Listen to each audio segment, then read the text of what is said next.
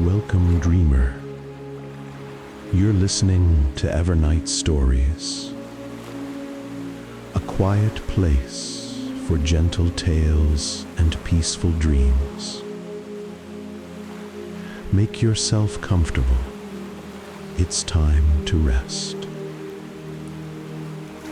Before we begin, if these calm moments mean something to you, consider subscribing so the next story finds you easily.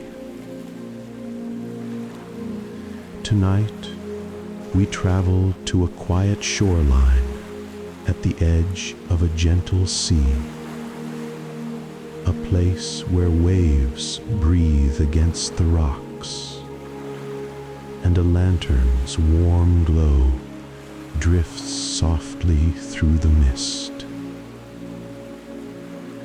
Take a slow breath. Let the salt-kissed air settle in your lungs, and allow the hush of the coast to guide you into stillness. Here stands an old lighthouse, solid stone, weathered by countless tides, and within it lives a keeper who has tended its light for many quiet years. Evening settles slowly along the rocky shore, drawing long shadows across the sand and softening the edges of everything it touches. Mist drifts in from the open water, thin as gauze, glowing faintly in the fading light. Waves rise and fall in an easy, steady rhythm, not loud, not forceful, just a gentle pulse, like the calm beating of a heart. Above the tide line, perched on a broad stone ledge, the lighthouse stands tall and patient. Its white walls, brushed by years of wind and salt, hold the memory of storms long past and quiet nights just like this one. Inside, footsteps echo softly up the spiral staircase. Elias, the keeper, moves with unhurried familiarity, one hand on the cool railing, the other holding a small wooden box and a kettle still warm from the stove. A lantern glows at his side, casting warm amber light that dances over the stone walls and shimmers faintly against the drifting mist outside. He reaches the upper landing, where the wide windows open to the sea. He sets the kettle down, opens the wooden box, and reveals a single carefully folded letter, one he has written many times, yet never sent. Below, the waves continue their slow, steady breathing. Above, the first star appears in the softening sky. And Elias, alone, but not lonely, prepares to greet the night. Elias places the folded letter gently on the small wooden table beside the great glass lantern room. Its edges are softened from handling, corners slightly worn, as if time itself has turned the paper tender. He has lived here for many years, long enough for the sea to etch its breath into the stone beneath his feet and into the rhythm of his own days. The lighthouse has become less a home and more an old companion, steady, patient, always listening. Every week, without fail, he writes a letter, always at the same hour, with the same pot of tea cooling at his elbow, and the same quiet resolve in his chest. But he never sends them. They rest in a wooden box, lined with scraps of soft linen, stacked in careful bundles, held together by simple twine. To anyone else, it might seem like a habit without purpose. To Elias, it is a way of keeping the world close, a gentle thread tying him to people he once loved, to places he once walked, to feelings that still flicker beneath the tide of years. He lights the great lamp above him, watching the flames swell into a warm, steady glow before being gathered by the rotating lens. The beam sweeps out across the darkening sea, a long, calm arc of gold. Elias watches the light drift outward and whispers, as he always does, just in case someone needs it tonight. A soft tapping sound breaks through the quiet, not the steady knocks of waves against stone, but something smaller, more delicate. Elias turns toward the balcony, where the mist curls around the railings like pale ribbons of smoke. There, perched on the rusted curve of iron, is an old seabird, a gray feathered gull that visits the lighthouse from time to time, as if checking in on an old friend. But tonight, it carries something unusual in its beak, a small scrap of paper, edges frayed, ink blurred by sea spray. The gull drops it gently onto the sill and hops back as though its task is done. Elias lifts the damp paper, unfolds it slowly, and reads the only line still legible. Light will always find you. The words strike something deep, a memory half asleep, a warmth he has not felt in years. He closes his eyes, letting the tide of emotion rise and fall gently within him. For the first time in a long while, he feels the past leaning close. Later that evening, after the light has settled into its steady sweep across the water, Elias descends the winding staircase and steps outside for a breath of cool, salty air. The tide is low now, revealing slick stones that glimmer under the lantern glow.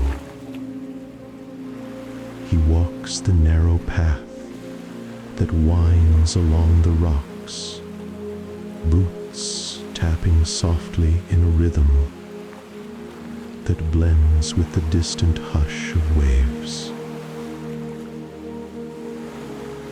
As he rounds the bend, he notices a small figure standing at the edge of the inlet. A child from the nearby village, wrapped in a wool coat, 2 sizes too big, hands tucked into the sleeves to keep out the ocean chill. The child doesn't see him at first. They are staring out at the water, watching the lighthouse beam make its long arc over the silvery surface of the sea. Elias approaches slowly, careful not to startle. "You're out late," he says gently. The child turns, eyes bright. "I wanted to see how the light moves," they reply, voice soft but full of wonder. "Does it ever get lonely up there?" Elias thinks for a moment, then gestures toward the lighthouse. "Not if you know why the light is shining." The child steps closer, boots crunching over pebbles. "Can I see the inside, just once?" Elias nods, smiling, a small warm smile that reaches the corners of his tired eyes. "Come along then," he says. "It's gentler than it looks." And together, they walk back toward the glow of the lighthouse's gentle turning beam. The lighthouse door closes behind them with a soft wooden thud, muted by the thick stone walls. Inside, the air feels warmer, carrying the scent of old rope, burnished metal, and the faint sweetness of brewing tea that still lingers from earlier. Elias strikes a match and lights a small oil lamp on the wall. Its glow spills outward in gentle waves, dancing across the curved stones and filling the lower chamber with amber warmth. The child looks around, wide-eyed, taking in the coiled ropes, weathered charts, pinned neatly on the wall, and the tall spiral staircase rising above them, a winding ribbon of iron and shadow. "Is it always this quiet?" they whisper. Elias listens to the muted sounds around them, the deep pulse of waves striking the rocks below, the distant cry of a seabird slicing through the mist. and the low hum of the great glass lens, turning slowly far above. Always, he says, but it's a good kind of quiet. They begin to climb. Each step rings softly beneath their feet, a gentle, hollow clang that spirals upward with them. The railing feels cool under their hands, smooth from decades of salt and wind. As they climb higher, the sounds shift. The ocean's voice grows fuller, rising through the hollow center of the tower, like a slow, steady breath. The turning mechanism above them, a rhythmic click, a soft creak, a mechanical heartbeat, joins the chorus of the sea. Halfway up, a small window opens to the west. Elias pauses and gestures for the child to look out. The view is washed in deepening twilight. The sky, once soft violet, has darkened into a tranquil blue that brushes gently against the horizon. Mist moves in slow billows across the water, glowing faintly whenever the lighthouse beam passes. The arc of light sweeps across the sea, a golden band cutting gracefully through the blue before dissolving into the night. Every few seconds, it returns to them again, warm and constant. The child presses both hands to the window frame. It looks like the light is breathing, they murmur. Elias nods. That's how you keep a sea calm, he says softly. You give it something steady to follow. They climb again. The higher they go, the stronger the scent of the ocean becomes. Salt and wind, merged with the faint metallic tang of the lantern room above. By the time they reach the top landing, their breaths come slow and deep. The room opens in a wide circle around them. Glass windows on every side. A great rotating lens at the center, its polished surfaces capturing the flame and bending it into a gentle sweeping beam. The light itself is quiet, almost impossibly so. It glows with a soft, unwavering steadiness, as though nothing in the world could unsettle it. The child steps closer, face warmed by its passing glow. They lift a hand toward the glass, not touching, just feeling the heat and the soft hum of the turning mechanism. It's beautiful, they whisper.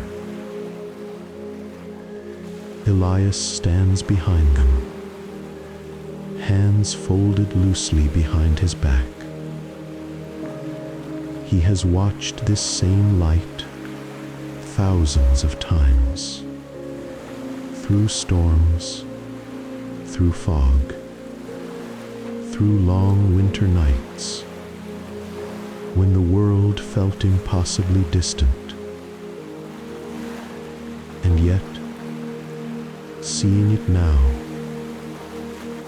through the child's quiet awe, he feels something gentle press against his chest, a warmth he hasn't carried in years. He walks to the far window and rests a palm against the cool glass. Outside, the ocean spreads endlessly, a dark, shimmering sheet, flecked with tiny crests of silver foam.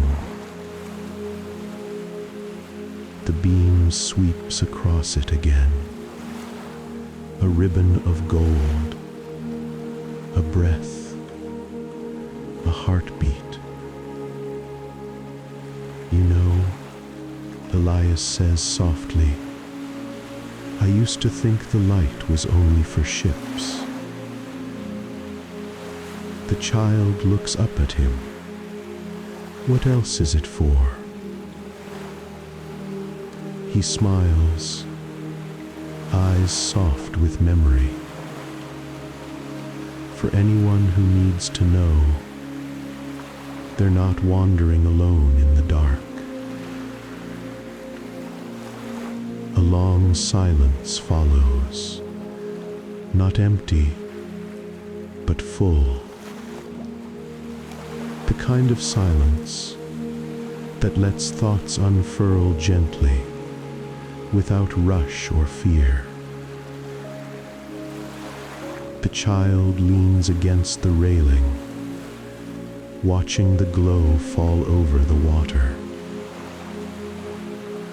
Elias remains by the window, fingers brushing absent-mindedly against the scrap of paper in his pocket, the one that reads, "Light will always find you." A memory stirs, not sharp, not painful, just soft around the edges, like a seashell shaped by years of tide. He remembers the first time he ever lit this lamp alone, years ago, how heavy the responsibility felt, how vast the sea seemed, how the beam made him feel, both small and steady at the same time. And he remembers a letter, a real one, from someone who believed in him, long before he believed in himself. Someone who once wrote those same words, now fragile, on the scrap of paper. The lighthouse lens turns again. The beam sweeps. The sea glows. The sound of waves. The faint warmth of the lantern flame. The quiet presence of the child beside him. All of it folds together into a single peaceful moment that feels suspended outside of time. Elias breathes in, slow and deep, letting the salty air fill him. The child breathes with him, their small shoulders rising and falling in an unspoken harmony. Light, water, wind. Two people sharing the quiet inside a circle of warmth, high above the sea. And for the first time in a long while, Elias feels the loneliness inside him grow lighter, not gone, but softened, like a wave smoothing a stone. The light sweeps around them once more, a slow arc of gold that glides across the sea and then returns to rest in the lantern moon, as steady as a heartbeat. Elias watches it turn, his palms still resting on the cool glass. In the gentle pulse of light, he feels something fall into place inside him, quietly, without urgency, the way a small stone settles at the bottom of a clear pool. For years he believed he was keeping the light alive for ships far beyond the horizon, for sailors he would never meet.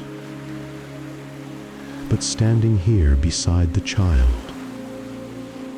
their face bright with wonder, breathing in sync with the rhythm of the lamp, he understands something new, or perhaps something long forgotten.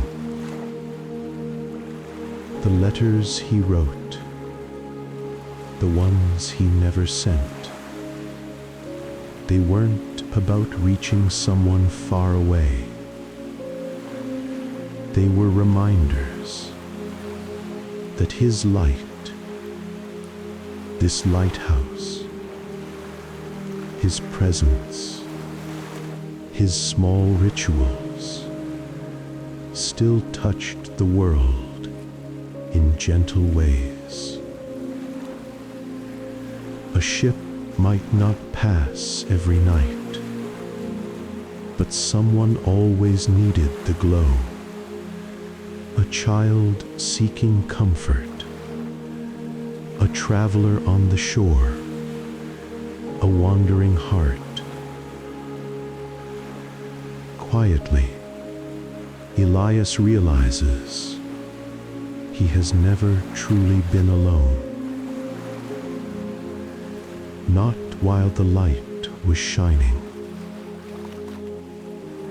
Elias reaches into the pocket of his coat and gently unfolds the small scrap of paper the seabird had carried to him.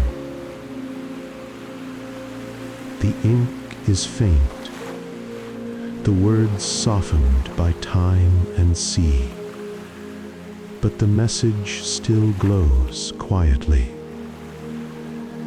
Light will always find you. He folds it again, this time with care, and turns to the child beside him. I think this belongs with you now, he says, placing the worn paper into their hands. The child looks up, eyes wide with warmth and surprise. For me? Elias nods. Some lights are meant to be carried forward. The child holds the paper close, pressing it gently to their chest, as if storing its warmth for later. Outside, the lighthouse beam sweeps across the sea once more, a long golden promise shared between them. Night settles fully over the lighthouse, wrapping the tower in a calm blue hush. The mist has thickened, moving in slow, gentle waves, as though the sea itself were breathing out warmth into the cooling air. Inside the lantern room, the great lens turns steadily. Soft clicks, a quiet hum, and the warm glow of the lamp expanding with every sweep. Its light drifts out across the dark water, stretching far into the night, like a golden path laid gently over the waves. Elias descends the staircase with the child, their footsteps softened by the curve of stone and the rhythm of the turning lamp above. When they reach the lower chamber, he pours the last of the warm tea into 2 small tin cups. The steam rises in pale ribbon, carrying the scent of herbs and the comforting warmth of the lighthouse hearth. They sit on a wooden bench by the wall, quiet, unhurried, listening to the soft pulse of waves and the distant call of a lone seabird. Elias takes a slow sip. His breath deepens, matching the gentle rhythm of the sea beyond the windows. The child leans against the cool stone wall, cradling the folded paper in their hands, as though holding a tiny ember of light. Outside, the lighthouse beam sweeps again, steady, kind, unbroken. It paints long arcs of gold across the waves, each pass slower than the last, as the night grows deeper and the world grows quiet. Elias closes his eyes for a moment, letting the warmth of the tea and the softness of the hour settle inside him like a low, glowing flame. Nothing left to do, nothing left to carry, only rest. The child eventually drifts into a quiet doze, head resting softly against the curved stone wall. Elias rises, moving with the slow care of someone who knows how to keep the night peaceful. He places a blanket around the child's shoulders and returns to the lantern room one last time. Outside, the sea glimmers faintly beneath the steady sweep of the light. Waves roll in gentle breaths, each one slipping quietly into the next, like pages turning in a well-worn book. Elias sets his newest letter into the wooden box, closing the lid with a soft, familiar click. Then, looking out across the dark water, he whispers into the quiet, "Good night, wherever you are."